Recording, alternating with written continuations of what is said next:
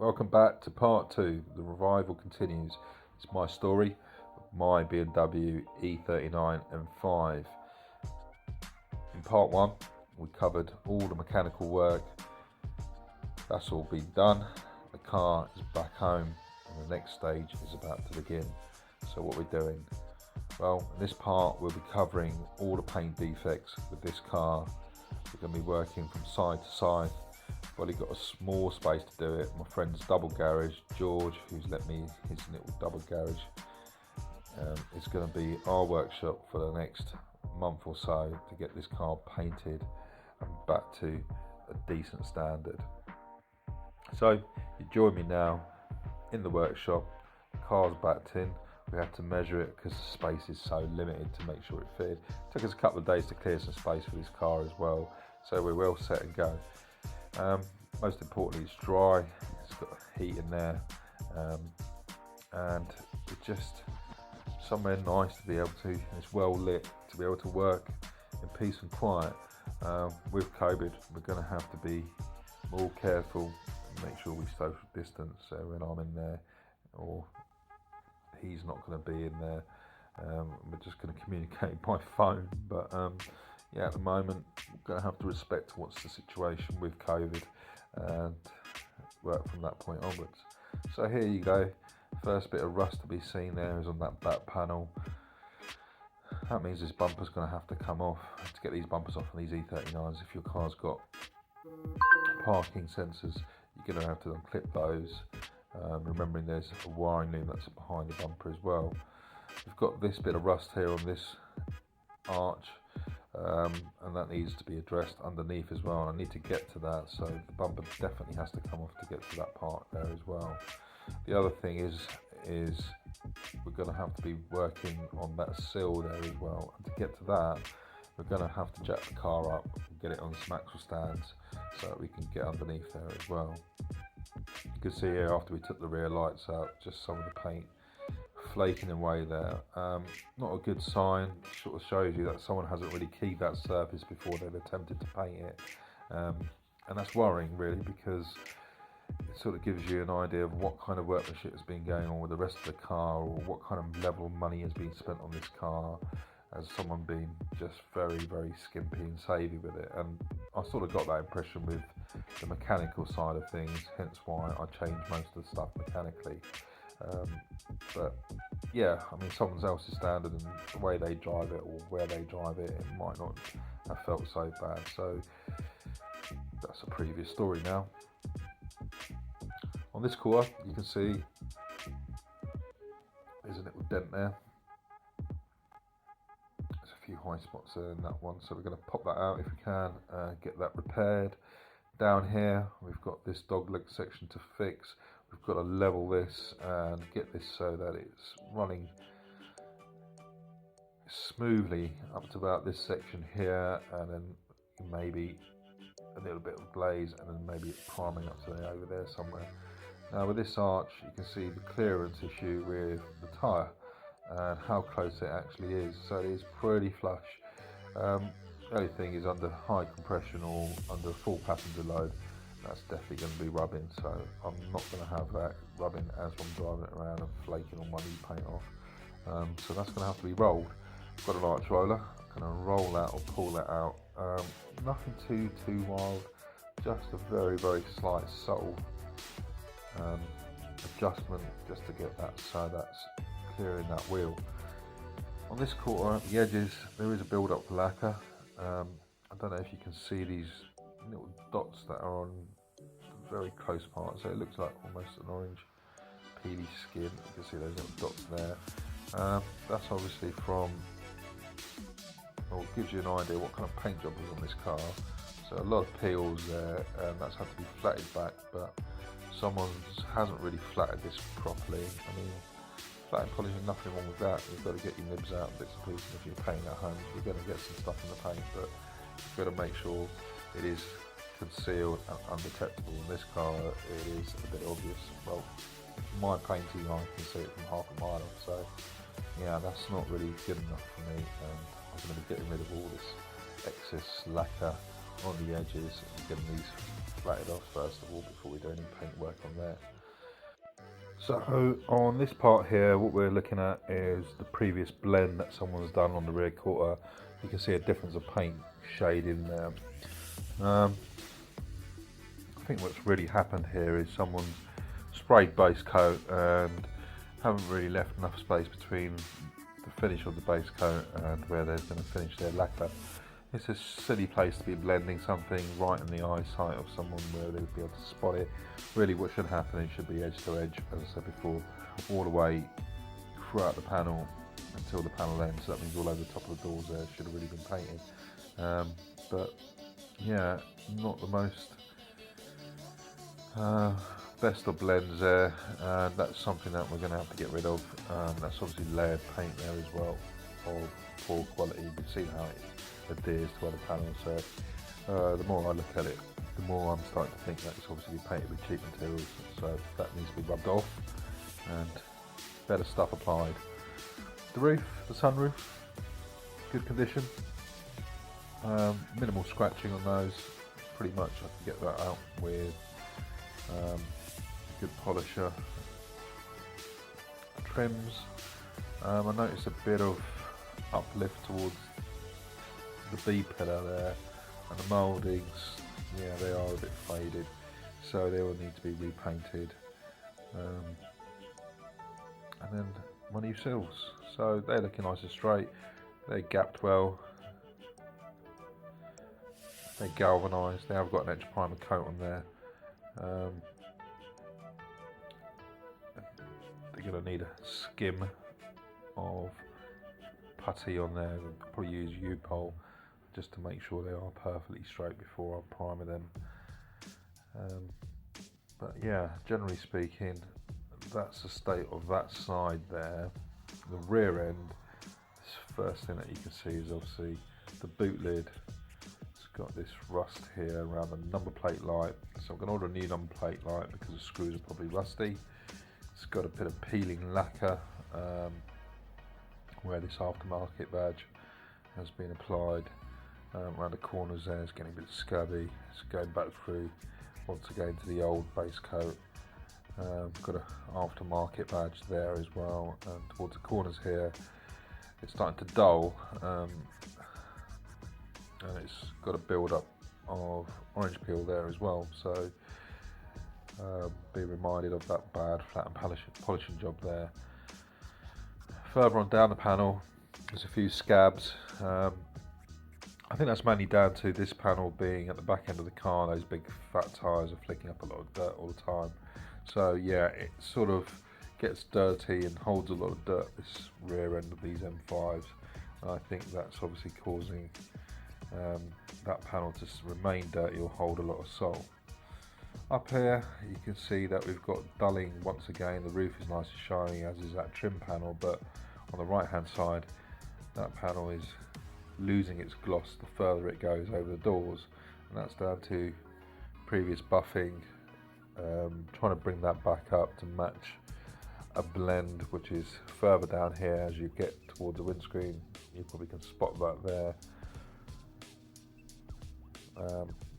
Yeah, not the best, so that's going to have to be taken off. And further on down this A pillar there is build up of lacquer on the edges again. It sort of leaves a rough dotty edge, is the best way I can describe it. You can really feel it with your fingers, even with a glove on, that it's not smooth. So that will all have to be meticulously detailed before we can paint it. This part here, in the middle of the C pillar, we've got lacquer missing, and inside the petrol cap area we've got rust beginning to appear here as well. This is mainly down to there being no drainage hole for the water to come out of when it rains, which is a shame because previous BMWs used to have that, and then that never really happened in those ones before. So I'm going to strip this back, repair this, take the lid off there, reseal this panel and maybe drill a hole into there and get that so it's looking fresh again. But I think if we get the water to stops sitting in there. That will then hopefully stop this from rusting in the future again, and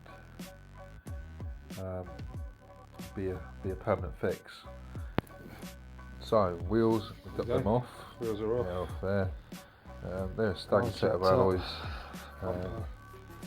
Car's on extra stands. Rear bumper, I've tucked that behind the car just to get it out of the way. And the car is now on axle stand, so I supported that on the rear subframe there. Rear arches, they're dirty inside, so they need cleaning out, as does all the bottom section of the vehicle, so the moulding's going to probably have to come off.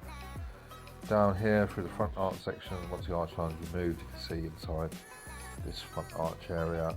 Not too bad, it's pretty clean. Those arch lines do make a good job of keeping things clean for 160,000 miles. It is surprisingly rust free. The only real rust that we found was on the seals and a little section near the petrol tank, but the rest of the car, it hasn't got any scabbing or anything else like that. There is a bit of surface rust on some nuts and bolts that are exposed, but with a bit of fur tan they should be back to normal. Underneath, yep, for over 160,000 miles it isn't bad, it is pretty clean. There's not a major build up of dirt, but it isn't definitely pristine, so we're going to be looking at that as this seal. Not happy about that stone chip, to be honest, so we'll be removing that, fixing that properly as well, so put some proper seat under there, permanent sealer, and get that so it's completely waterproof. If it means I'm going to set the interior out again and do the inside again, so be it, but at the moment I think we're okay on the inside. I didn't seal that before, so should be fine with that bit, but yeah, if it needs more work, I'm not going to do any shortcuts on it. So what I'm going to do first is give it a spray down with this slightly Inex, some other stuff in here. Probably better than Inex, actually, but this will hopefully start to loosen up this dirt a bit, give this some sort of chemical breakdown before I attack it with a steam cleaner and neutralise all that, and then hopefully I can wash this down, rinse it if it needs it, and then get into the intricate areas as much as I can. I'm going to have to sort of start just giving this a coat down like this.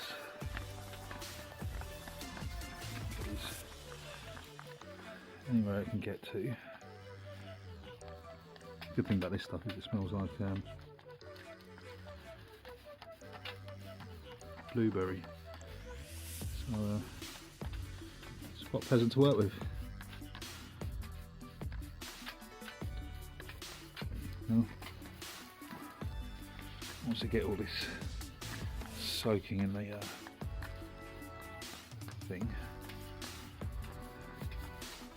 By the way, this is like a wheel cleaner, non-acidic.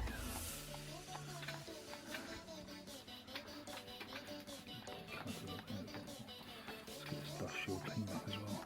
That's it. Most of the bit that you can't see. That's where you've got to really get in there. I'll give that a good soak. I don't know if you can see it. I think it's kind of wet.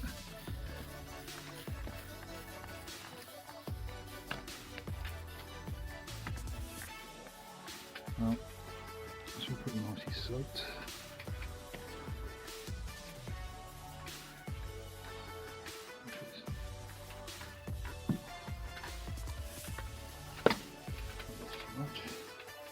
Now, as that's soaking, see it's got a bit of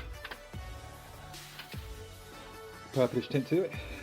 That then hopefully will loosen this as we get along. So what I'm going to try and do is I'm going to start from this end and then work systematically towards the front. Now when I get towards the front, I'm going to have to do a bit of transferring those wheels, bring those over to the back. It's the pleasures of working in a small garage, but just to show you it can be done, let's get into it and let's start doing a bit of steam cleaning. So I use my Karcher. It's a pretty old one, but still does an excellent job of steam cleaning, loosening up a bit of dirt, and getting you back to a surface which is obviously preppable or ready for degreasing later on. The little tip is obviously squirt this into here when you first start. Any residue water that's in the hose will empty back into the tank, and you can use that for steam cleaning. Obviously, as soon as you get a bit of steam, that's it, we don't want that splashing in our face. And then we're ready to go. So we'll start here.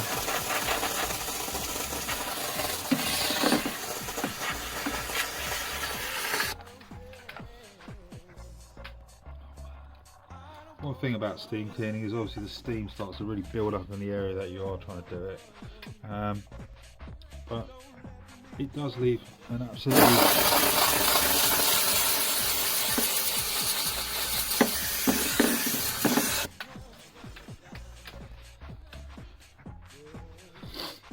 spot the surface. So if you look at this dirt over here, for example,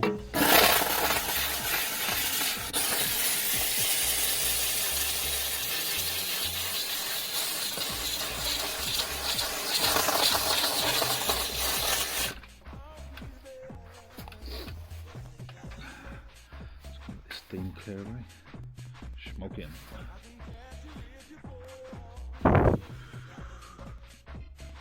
Give it a little blow. You can see there already the difference. Loosen up that over and off. Now, if you have got black residue on there, maybe that's a bit of tar, or really thick brake dust, or residue sometimes. Little agitation with a brush, and that should bring that back up. So, got to get to work. Yeah, I'm going to get this all done. I won't bore you with showing you everything that I'll do, but if I come to any tricky bits, there's a few tricks to show, then obviously I'll show you what to do there as well. So I'm going to start from here, as I said, and work my way forward. Join you soon. Future. So back again. Steam cleaning. That's been done.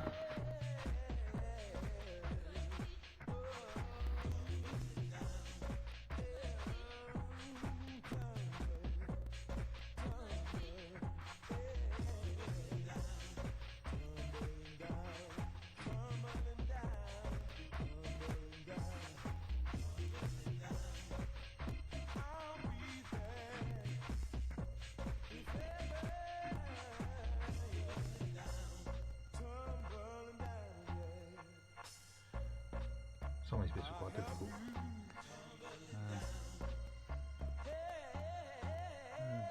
Some of the tiles quite hard to get on.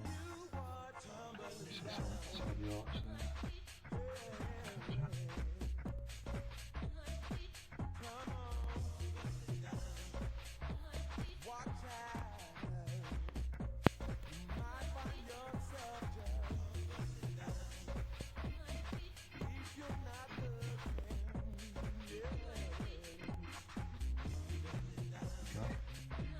Yeah, much cleaner this time.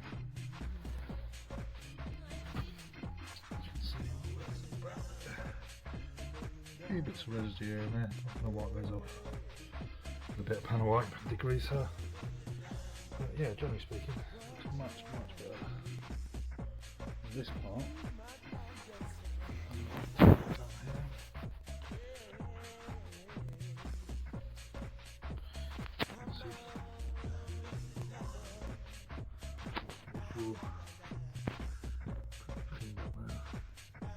There's a bit of overspray here from the sealer that the welding guy used.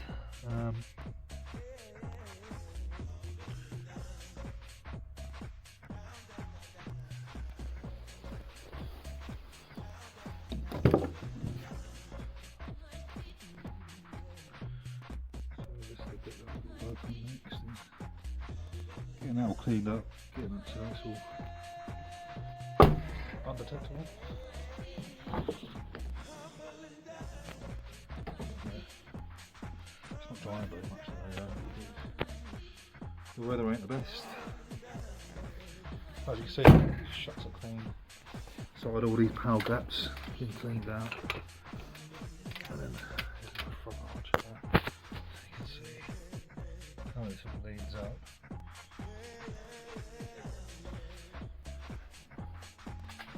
Sort of see where that is in relation to the outside.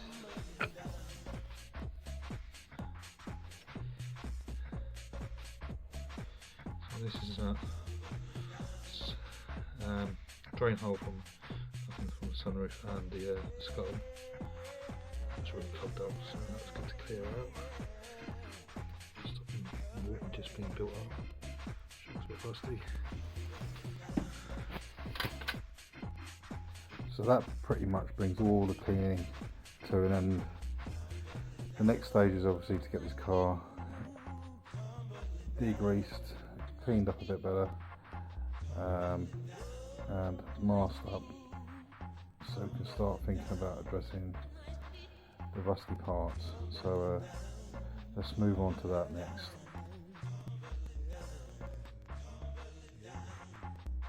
So got it all masked up, mask the floor, and then attack the rust. So this is all gone back to bare metal. See there, quite a bit of pitting. Key this nicely now. That will be ready for accepting filler. Cleaned all this up as well. So that bit there, I want to treat that with rust treatment first, convert that back to metal. Same with these bits here and up here as well. Alongside this arch, inside the doors, got this all levelled out as best as we could.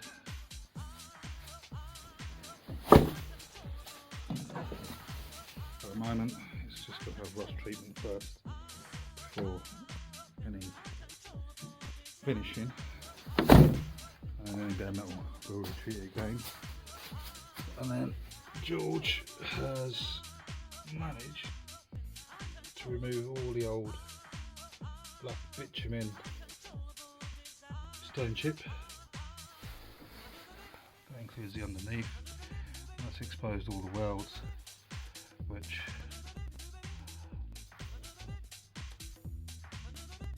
we're treating correctly. So what we're thinking first is obviously rust treat everything, get everything converted back to metal, let that soak in 48 hours, let it dry thoroughly before we can do any repair work with body filler or stopper or primer. There are some bits that still need doing. Notice there's a bit of rust here on this front arch, so that will need addressing, which I intend to do. The rest of it's pretty much alright, but there's a few dents in the bodywork. It's making me think about painting the whole thing on one side and the whole thing on the other side.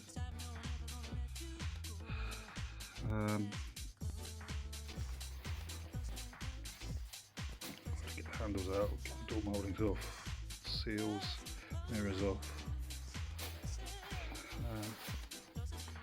Obviously it's 3/4, or I could just blend it on there, on this line here, and get it back on the road, and then maybe paint it properly later in the summer. Decisions, depending on the weather.